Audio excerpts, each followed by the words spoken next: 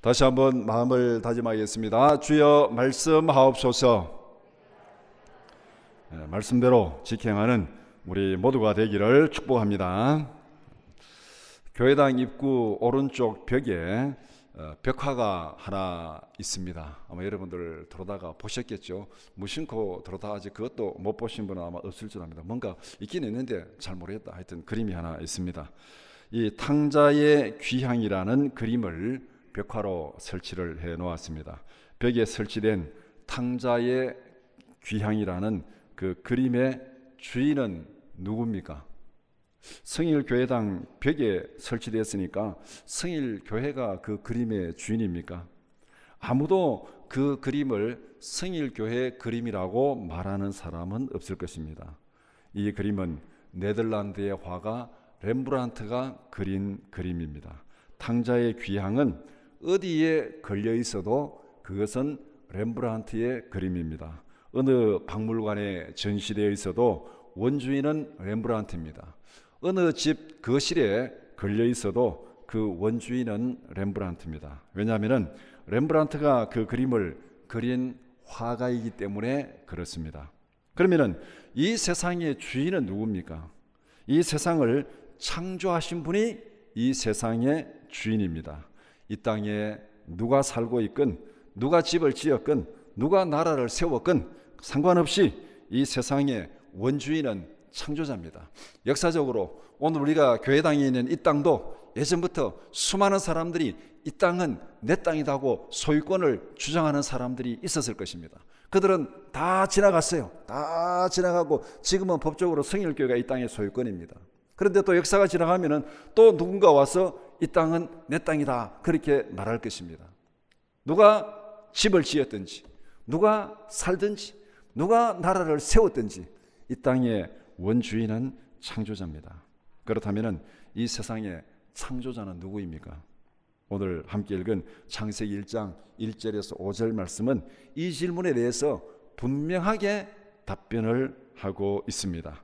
창세기 1장 1절에서 5절을 두 가지 관점에서 살펴보고자 합니다. 첫 번째는 하나님의 주권적 부르심, 다른 말로 말하면 하나님의 주권적 창조. 두 번째는 피조물의 순종.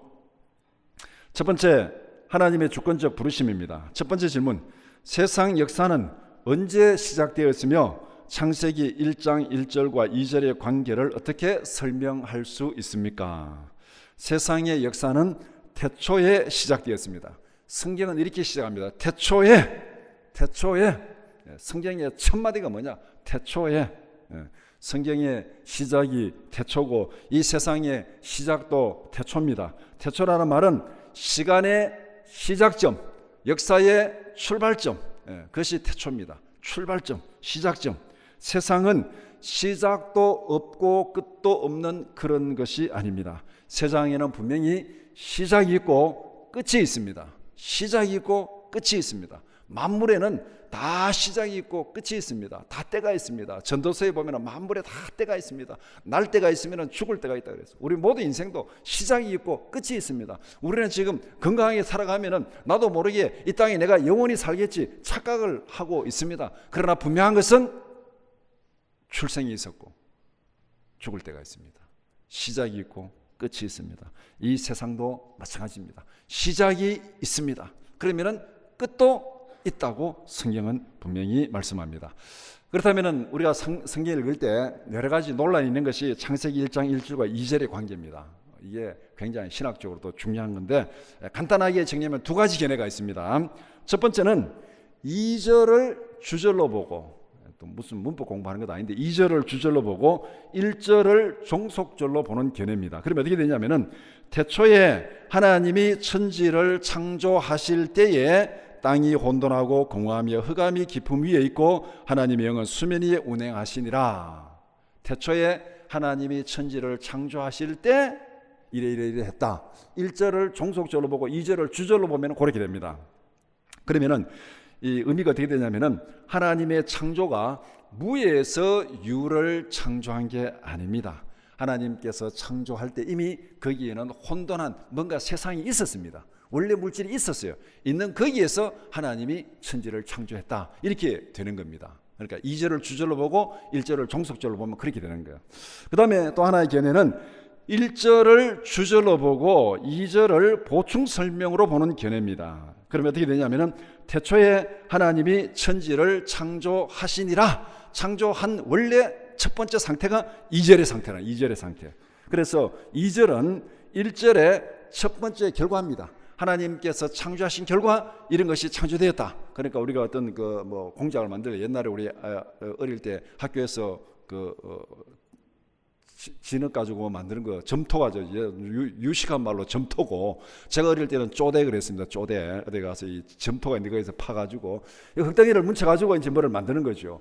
여러분들 무슨 뭐 동지에 뭐 팥죽거리고 새알 만들 때 먼저 반죽이 아주 덩어리 만들어 놓고 그다음에 뭐 새알 이렇게 만들고 덩어리 반죽 만들어 놓고 만두 만들고 그렇게 하잖아요. 그러니까 하나님께서 천지를 창조하시니라 1절, 2절은 반죽 덩어리가 만들어진 거예요. 3절 이하는 뭐 그 반죽 덩어리 가지고 만두도 만들고 송편도 만들고 뭐 이렇게 만들어가는 그 과정이 이제 이렇게 된다는 겁니다. 그래서 첫 번째 견해, 두 번째 견해. 그러면은 문맥상으로 평가하면 어떻게 되느냐? 이 둘 다 가능합니다. 문맥으로는 1절을 주절로 보는 것도 가능하고, 그 다음에 2절을 주절로 보는 것도 가능합니다. 양쪽 다 가능하다는 거예요. 그러면은 어느 쪽이냐? 성경은 성경으로 해석해야 된다. 성경은 앞뒤에 충돌이 없어야 됩니다. 그렇잖아요. 앞뒤에 충돌이 있으면 안 돼요. 어떤 우리가 성경 구절, 이단들이 문제가 되는 게 뭐냐면 한 구절을 가지고 이렇게도 해석이 가능하고 저렇게도 해석이 가능한데, 이렇게 해석을 했을 경우에 성경의 다른 구절하고 충돌이 생기는 겁니다. 그러면 그거는 잘못된 해석이라는 거예요. 성경 안에서 충돌이 없어야 됩니다. 그러면은 이 성경은 하나님의 창조를 무에서 유를 창조하신 것이라고 여러 군데 말씀하고 있습니다. 창세기 1장 1절과 2절은 이 양쪽 다 가능하지만은 하나는 무에서 유를 창조한 거고 하나는 유에서 유를 창조한 거. 그럼 어느 쪽이냐? 성경은 하나님의 창조를 무에서 유를 창조한 것이라 그렇게 말씀합니다. 로마서 4장 17절 말씀 같이 보겠습니다. 기록된 바 내가 너를 많은 민족의 조상으로 세우다 하심과 같으니 그가 믿은 바 하나님은 죽은 자를 살리시며 없는 것을 있는 것으로 부르시는 이시니라. 없는 것을 있는 것으로 부르시는 이, 아무것도 없는 데서 불러내신. 그래서 앞에 첫 번째 대지를 하나님의 주권적 부르심이라고 한 의미가 바로 여기 있습니다. 하나님은 없는 것을 있는 것으로 불러내시는. 빛이 없었어요. 빛이 있으라 하니까 빛이 생긴 겁니다. 이게 바로 하나님께서 천지를 창조할 때 무에서 유를 창조한 것. 히브리서 11장 3절 말씀 같이 보겠습니다. 믿음으로 모든 세계가 하나님의 말씀으로 지어진 줄을 우리가 아나니 보이는 것은 나타난 것으로 말미암아 된 것이 아니니라.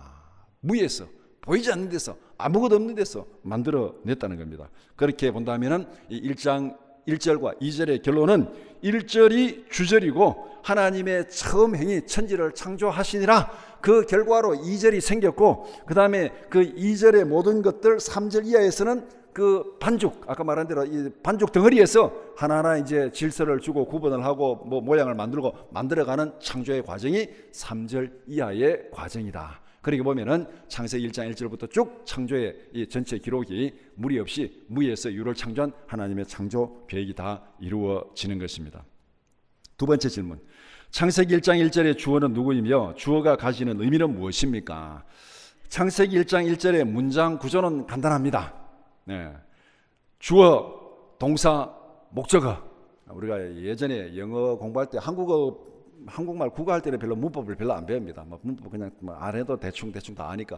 아주 좀 고차원 국어를 할 때는 문법이 필요한데 처음 들어가면 별로 문법이 필요 없죠. 근데 외국어를 배울 때는 이제 문법부터 배우는 경우들이 많이 있습니다. 그래서 처음에 여러분들 아마 영어를 배운 기억을 더듬어 보면은 지금은 다 잊어먹어도 다 했어요.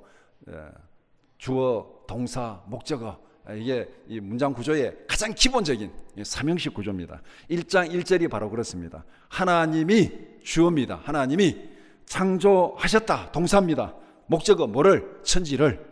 이것이 바로 1장 1절의 문장 구조입니다. 이 하나님이 천지를 창조하셨다. 이 1장 1절의 문장 구조가 이 세상을 보는 모든 것의 안경입니다. 안경. 이 세상을 보는 안경이에요. 이 구조를 가지고 세상을 봐야 돼요. 이 구조를 가지고 인생을 봐야 됩니다. 다른 거 다 다른 거 다 잊어버려도 관계없어요. 창세기 1장 1절만 믿으면 문제 없습니다. 그래서 오늘 이 설교 제목을 성경에서 가장 중요한 말씀, 성경에서 가장 중요한 말씀 뭐냐? 1장 1절입니다. 첫 마디가 가장 중요하죠. 뭐가 중요하겠습니까? 하나님이 창조 세계의 영원한 주인입니다. 하나님 이외에 세상의 어떤 것도 창조의 주인이 될 수 없습니다. 1장 1절의 문장 구조는 하나님이 주어입니다. 하나님이 천지를 창조했다. 하나님 이외에 어떤 것도 주인의 자리를 차지할 수 없다. 하나님의 주인 되심을 부정하는 인간의 모든 사상은 인간의 어리석은 자기 기만입니다. 오늘날 많은 철학 사상들이, 인간의 사상들이 하나님의 창조를 부정하고 하나님이 주인이 아니다고 뭐 진화론을 얘기하고 무슨 뭐 빅뱅 이론을 얘기하고 무식이 하여튼 얘기가 많습니다. 많은데 그거 다 접어두고 어차피 그 사람들도 본 적도 없고 모르는 거예요. 다 가설입니다. 다 가설. 어차피 다 가설이요. 확인한 거 하나도 없습니다. 성경은 분명히 선언합니다. 이 모든 하나님의 주인 되심을 부정하는 모든 인간의 사상 이론은 다 인간의 자기 어리석음에 빠진 기만이라는 것. 로마서 1장 20절 말씀 같이 보겠습니다. 창세로부터 그의 보이지 아니하는 것들 곧 그의 영원하신 능력과 신성이 그가 만드신 만물에 분명히 보여 알려졌나니 그러므로 그들이 핑계하지 못할지니라. 로마서 1장 22절에서 23절 같이 보겠습니다. 스스로 지혜에 따라 어리석게 되어 썩어지지 아니하는 하나님의 영광을 썩어질 사람과 새와 짐승과 기어다니는 동물 모양의 우상으로 바꾸었느니라. 지금 사람들이 그렇게 살아가고 있잖아요. 지금 동물 모양으로 우상으로 바꿔가지고 무슨 뭐 원래는 호랑이 띠다 뭐 띠다 뭐 그것도 뭐 우리가 그냥 재미로 그런데 뭐 호랑이 띠 이것도 다 이 쓸데없는 이런 무속 신앙에서 나온 거예요. 이게 호랑이 띠는 뭐 호랑이가 뭐 어쨌다는 거예요. 다 피조물이에요. 하나님이 창조의 주인입니다. 그냥 여러분들 뭐 신년 운세 신문에 나오면 그냥 재미로 한번 보세요. 재미로 그냥 원래 호랑이 띠인가 이런가 보다 재미로 보지. 그게 다 이 성경에서 잘못됐다고 얘기하는 겁니다. 잘못됐다고. 예. 시편 14편 1절 말씀 같이 보겠습니다. 어리석은 자는 그의 마음이 이르기를 하나님이 없다 하는도다. 그들은 부패하고 그 행실이 가증하니 선을 행하는 자가 없도다. 그 마음이 부패해가지고 하나님이 없다. 하나님이 없다고 말하는 건 그 자체가 마음이 부패해가지고 그렇게 된 거예요. 하나님이 세상을 창조하셨습니다. 믿습니까? 창세기 1장 1절 이것만 믿으면은 다 문제 없어요. 다 문제 없어요. 창세기 1장 1절을 못 믿으니까 문제가 있는 거예요. 못 믿으니까 하나님이 선지자를 보낸 거고 못 믿으니까 하나님이 예수 그리스도를 보낸 거예요. 창세기 1장 1절만 믿으면 아무런 문제가 없습니다. 이것을 부정하는 어떤 거짓 사상과 선동에도 속아 넘어가지 말라. 지극히 당연한 원칙을 사람들이 이러쿵 저러쿵 부정하는 그런 일들이 우리 주위에 많이 있습니다. 누가 뭐라 그래도 하나님이 천지를 창조하셨습니다. 아멘. 세 번째 질문. 하나님은 무엇을 사용하여 어떤 방법으로 세상을 창조하셨습니까? 하나님께서 천지를 창조하셨습니다. 하나님께서 천지를 창조하신 구체적인 방법을 3절에서 말씀합니다. 3절에 하나님이 이르시되 빛이 있으라 하시니 빛이 있었고. 그러니까 하나님이 창조했는데 그 창조의 방법이 다 구체적으로 이렇게 세부적인 방법이 3절에 있는 거예요. 하나님은 말씀으로 천지를 창조했습니다. 하나님의 명령이 하나님이 이르시되, 이게 이제 3절, 6절, 9절 뒤에 쪽 1절을 보면 계속 반복되는 게 하나님이 이르시되, 결과는 뭡니까? 빛이 있으라 하시니 있었고 하나님의 명령이 그대로 되었다. 그대로 되니라. 3절, 7절, 9절, 11절 뒤에 쭉 하나님이 이르시되 그대로 되니라. 이게 하나님께서 창조하신 기본 패턴입니다. 그러면은 뭡니까? 하나님의 명령, 창조의 원리는 하나님께서 명령하시고 그대로 된 거예요. 하나님께서 말씀으로 명령하니까 그대로 되었습니다. 하나님께서 부르시니까 다 나왔습니다. 없는 데서 다 나왔어요. 불러내니까 다 나왔습니다. 이게 하나님이 명령하시고 그대로 되니라. 하나님의 창조는 만물을 불러내시는 하나님의 주권적인 부르심입니다. 로마서 4장 17절 앞에서 읽었지만 다시 한번 읽어보겠습니다. 기록된 바 내가 너를 많은 민족의 조상으로 세우담과 같으니 그가 믿은 바 하나님은 죽은 자를 살리시며 없는 것을 있는 것으로 부르시는 이시니라. 없는 것을 있는 것으로 있는 것처럼 불러내시니 불러내니까 없는 것이 생겼습니다. 이게 창조예요. 이것이 무에서 유를 창조하는 겁니다. 시편 148편 5절 말씀 같이 보겠습니다. 그것들이 여호와의 이름을 찬양함은 그가 명령하심으로 지음을 받았음이로다. 그가 명령하심으로 지음을 받았음이로다. 창세기 1장에서 계속 하나님이 빛이 있으라 하니까 있었습니다. 그러니까 다 피조물이니까 피조물이 창조자를 찬양하는 거, 만물이 창조자를 찬양하는 거 너무나도 당연하다는 것입니다.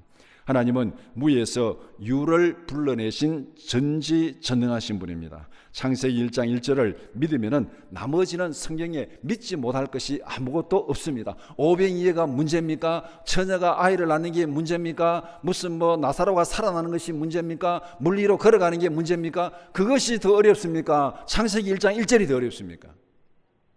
복음을 전하면은 이거 성경은 말도 안 되는 얘기다. 어떻게 처녀가 애를 낳냐? 어떻게 물 위로 걸어가냐? 이런 거 가지고 시비를 거는 사람들이 많이 있어요. 그런데 제가 이때까지 복음을 전하고 성경을 설명하면서 창세기 1장 1절 가지고 시비 거는 사람 없습니다.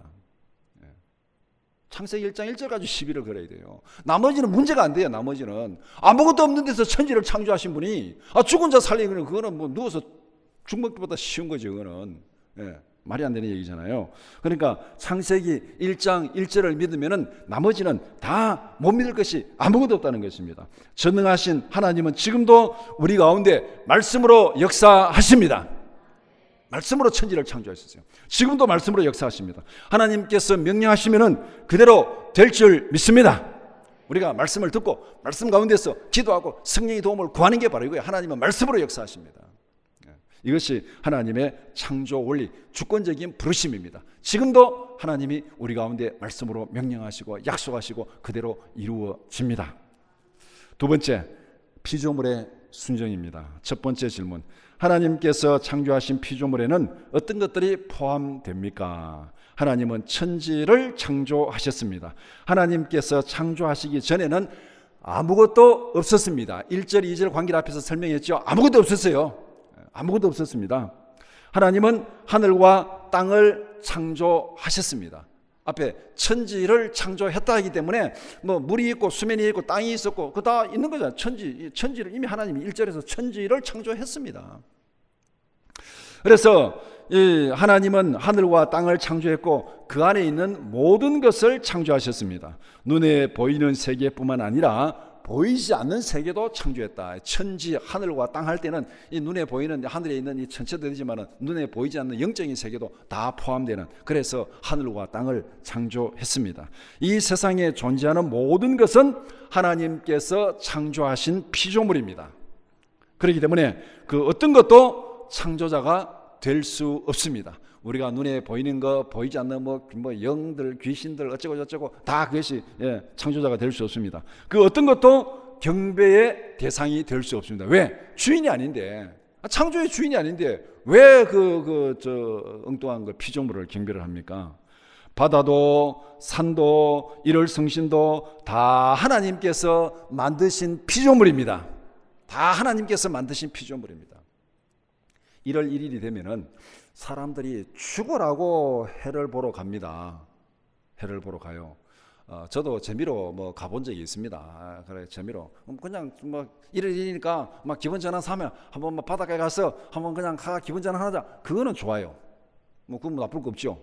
그런데 가지 말라고 그냥 그렇게 교통체증이 생기면서 그냥 난리를 피우는데도 왜 갑니까? 그거는 종교입니다. 종교. 우상숭배예요. 1월 1일 떠오르는 태양을 보고 소원을 빌면은 이루어진다. 이 종교입니다. 우상숭배이기 때문에 죽으라고 가지 말라 해도 동해까지 가고 서울에서 고속도로가 막히가지고 동해까지 가는 거예요. 그냥 재미로 가는 거 아닙니다. 기분 전환하러 가는 거 아니에요. 그들 마음속에 그것이 신앙이기 때문에, 우상숭배이기 때문에 가는 거예요. 태양이 경배의 대상이 아니에요. 하나님이 창조하신 거예요. 그 시간에 하나님 앞에 가 기도해야지. 오히려 아침에 떠오르는 태양 보고 내 소원을 빌면 그거는 우상숭배지만, 아침에 떠오르는 태양 보고 하나님 새해도 주시니 감사합니다, 오늘도 새날 주시니 감사합니다, 하나님을 찬양하면 되는 거예요. 하나님을 찬양하면은 그 피조물을 보고 태양을 보고 하나님을 찬양하면 돼요. 그 하나님을 찬양하지 않고 떠오른 태양 보고 소원 빌면은 그게 이루어진다고? 그건 우상 숭배예요. 같은 물건을 보더라도 어떻게 보느냐? 창세기 1장 1절의 안경을 가지고 보면은 저 태양도 하나님이 창조하신 피조물입니다. 그렇기 때문에 하나님 새해도 새날도 주심을 감사합니다. 찬양의 대상은 하나님이에요. 우리가 보는 것은 태양이지만은 1월 1일의 태양이지만은 찬양의 대상은 태양이 아니라 하나님입니다. 하나님. 이걸 우리가 바로 알아야 됩니다. 하나님 이외에 어떤 것도 찬양과 경배의 대상이 될 수 없습니다. 하늘과 땅과 그 속에 있는 모든 것 하나님이 만드신 피조물입니다. 피조물을 섬기는 것은 모두가 다 우상 숭배입니다. 로마서 1장 21절에서 23절 말씀 같이 보겠습니다. 하나님을 알되 하나님을 영화롭게도 아니하며 감사하지도 아니하고 오히려 그 생각이 허망하여지며 미련한 마음이 어두워졌나니 스스로 지혜에 따라 어리석게 되어 썩어지지 아니하는 하나님의 영광을 썩어질 사람과 새와 짐승과 기어다니는 동물 모양의 우상으로 바꾸었느니라. 12해 띠도 여기 다 들어가는 거예요. 다 들어가는 거예요. 동물 모양의 형상으로 바꿔가지고 역사의 주인이 무슨 올해는 호랑이가 주인입니까? 말도 안 되는 얘기죠. 하나님이 창조의 주인입니다. 피조물을 섬기는 어리석은 우상 숭배에 빠지지 말라. 이것은 하나님께서 성경에 수도 없이 반복해서 강조하는 것입니다. 얼마나 어리석으면은 그렇게 수도 없이 반복했습니까? 뭐 선지서 읽어보고, 뭐 시장 읽어보고, 뭐 어디에 읽어보세요. 다 우상 숭배, 우상 그는 다 쓸데없는 거라고 얼마나 반복해서 강조하는지. 그런데도 여전히 사람들은 우상을 숭배하고 있습니다. 왜? 마음이 부패했기 때문에. 마음이 부패했기 때문에. 우리가 이 땅에 성령의 부흥을 달라고 기도하는 건 뭐냐면 성령이 오셔서 우리 마음을 먼저 고쳐주셔야 돼요. 우리의 마음을 먼저 고쳐주셔야 세상을 제대로 볼 수 있는 거예요. 마음을 안 고쳐주면은 세상을 볼 수가 없어요. 왜? 안경이 지금 잘못됐는데 어떻게, 눈이 잘못됐는데 어떻게 바로 볼 수 있습니까? 아무리 떠들어봐야 안 돼요. 개 눈에는 뭐밖에 안 보인다고요? 요새는 통조림이 보일지 모르지만 옛날 속담에 개 눈에는 똥밖에 안 보인다 그랬어요. 부패한 사람들의 마음속에는 다 우상이에요. 다 우상. 하나님의 피조물이 다 우상으로 보여요.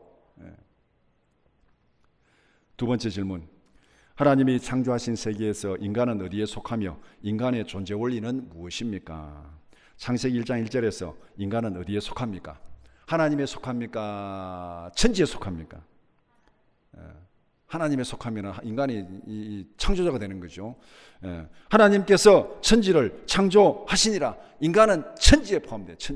천지에 포함되는 거예요. 왜? 그 안에 있는 거 다 하나님이 창조했으니까. 인간은 주어가 아니라 하나님이 창조하신 목적어입니다. 인간은 창조자가 아니라 하나님께서 창조하신 피조물입니다. 이 사실을 분명히 기억하시기 바랍니다.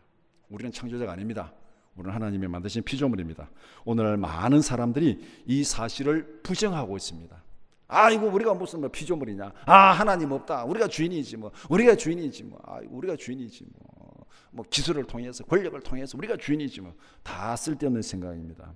시편 2편 1절에서 4절 같이 보겠습니다. 어찌하여 이방 나라들이 분노하며 민족들이 헛된 일을 꾸미는가? 세상의 군왕들이 나서며 관원들이 서로 꾀하여 여호와와 그의 기름 부음 받은 자를 대적하며 우리가 그들의 맹것을 끊고 그의 결박을 벗어버리자 하는도다. 하늘에 계시니가 웃으심이여 주께서 그들을 비웃으시리로다. 그 쭉 읽어보면은 세상의 권력이, 세상에 뭐 똑똑하다고, 뭐 지식이 있고 지혜가 있고 뭐 다 하나님 부정하고 이것이다 하는 사람들, 하나님 볼 때 참 가소롭다. 하늘에 계신 자가 웃으심이여 비웃으시리로다. 그렇게 말씀하고 있습니다. 피조물의 존재 원리는 하나님의 말씀에 순종하는 것입니다. 하나님이 불러내시니까 존재하게 된 거예요. 하나님의 말씀으로 천지를 부르시고 천지를 다스리고 천지를 섭리하십니다. 하나님의 부르심으로 생겨났고 하나님의 부르심에 순종함으로 존재합니다. 인간의 존재 원리는 하나님의 부르심에 지속적으로 순종하는 거예요. 우리가 제대로 작동하고 제대로 살아가기 위해서는 우리를 불러내신 그 하나님의 말씀, 우리를 지키시고 섭리하고 다스리시는 하나님의 말씀에 지속적으로 순종할 때 우리가 정상적인 삶을 살아갈 수 있습니다.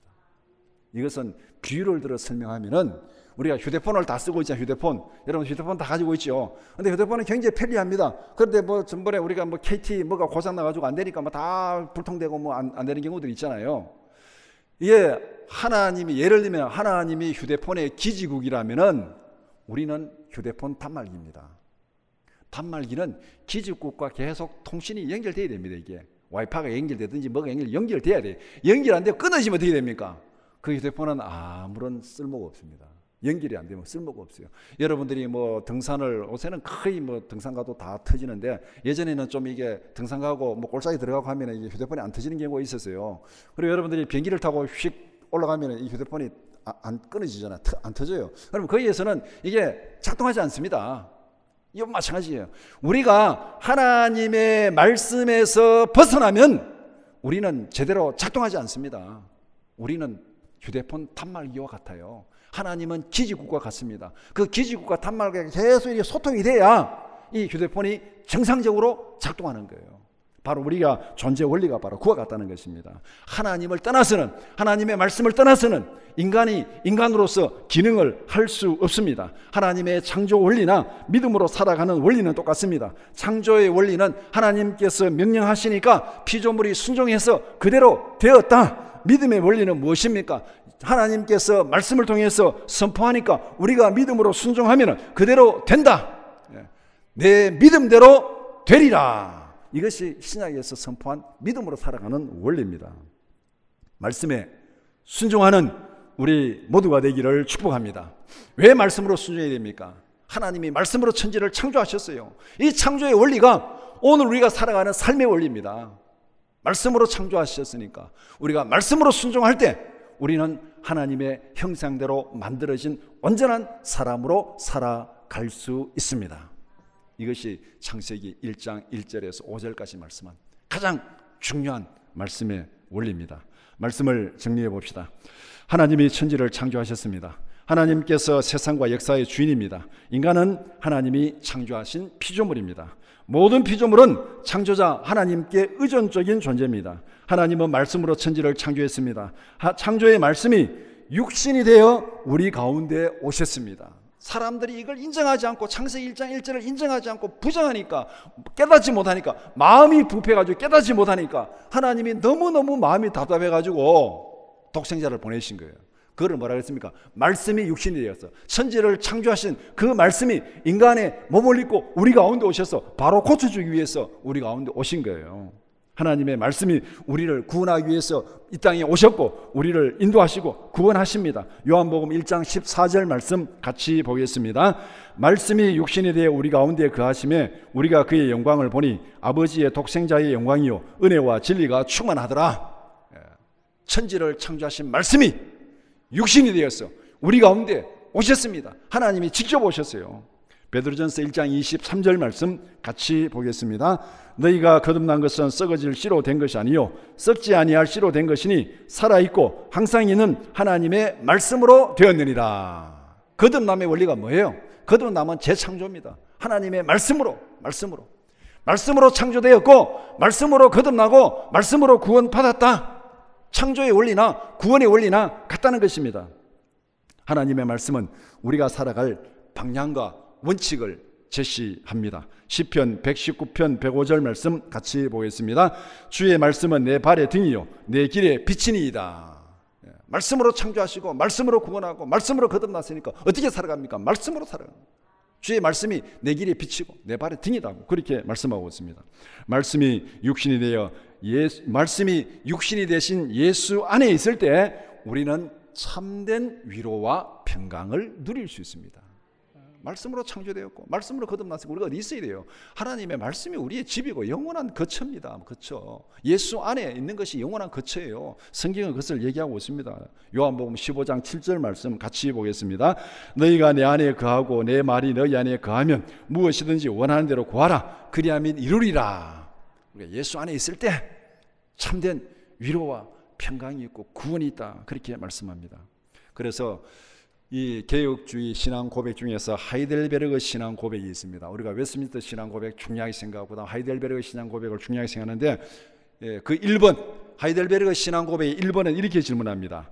삶과 죽음에 있어서 우리에게 유일한 평안은 무엇입니까? 삶과 죽음에 있어서 우리에게 유일한 평안은 무엇입니까? 답변을 이렇게 합니다. 좀 길지만 제가 한번 읽어드리겠습니다. 삶과 죽음의 우리의 유일한 평안은 우리가 우리 자신의 것이 아니라 우리의 몸과 영혼이 우리의 신실하신 구세주 예수 그리스도께 속해 있다는 것입니다. 예수 그리스도는 그의 보혈로서 우리의 죄값을 완전히 지불하셨으며 우리를 사탄의 굴레에서 자유케 하셨습니다.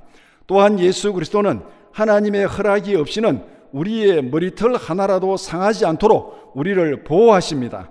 우리가 그리스도께 속해 있기 때문에 그리스도께서 성령으로 우리의 영원한 생명을 보증하시고 이제 후로는 우리로 하여금 전심으로 그리고 기쁨으로 그리스도를 위해 살도록 하십니다. 믿습니까? 우리의 영원한 위로와 평강은 내가 나의 것이 아니라 그리스도의 것이고 내가 그리스도 안에 있다는 것, 예수 안에서 창조의 말씀에 순종함으로 하나님께서 약속하신 은혜와 위로와 평강을 풍성히 받아 누리는 2022년 새해가 되기를 축복합니다.